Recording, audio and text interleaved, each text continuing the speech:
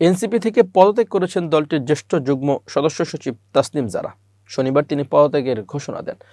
পদত্যাগ করে এনসিপির একটি অনলাইন গ্রুপে লিখেছেন, প্রিয় সহযোদ্ধাগণ, আমি দল থেকে পদত্যাগ করেছি।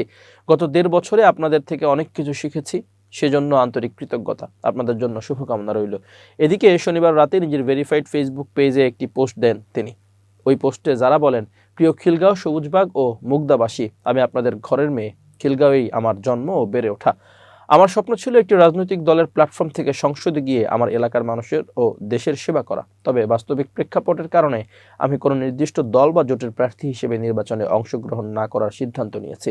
আমি আপনাদের এবং দেশের মানুষকে ওয়াদা করেছিলাম যে আপনাদের জন্য নতুন রাজনৈতিক সংস্কৃতি গড়ার জন্য আমি লড়ব। পরিস্থিতি যাই হোক না কেন, আমি আমার সেই ওয়াদা রক্ষা করতে দৃঢ় প্রতিজ্ঞ।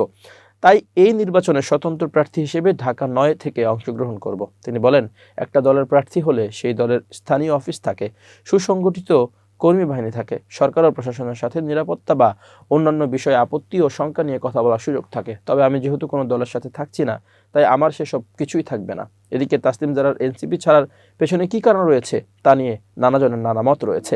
গত বৃহস্পতিবার সন্ধ্যায় হুট করে এনসিপির কেন্দ্রীয় কমিটির শীর্ষ পর্যায়ের 6 নেত্রীকে ফেসবুকে একটি ছবি আপলোড করতে দেখা যায়।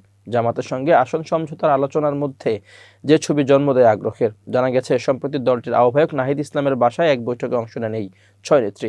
বৈঠকে তারা প্রায় চূড়ান্ত হয়ে যাওয়া জামাত এনসিপির আসন সমঝোতা নিয়ে ভোট দেন, তুলে ধরেন নিজেদের মতবিরোধের কথা।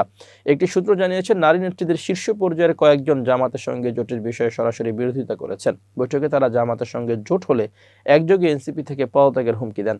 এই নেত্রীরা বিএনপির সঙ্গে জোট বা এককভাবে নির্বাচনের জন্য চাপ দেন নাহিদকে। এ সময় তাদের জানানো হয়, বিএনপির পক্ষ থেকে এনসিপিকে আসন দেওয়ার কথা হলেও তারা ব্যক্তিকেন্দ্রিক ছাড় দেবে, দল হিসেবে এনসিপিকে নয়।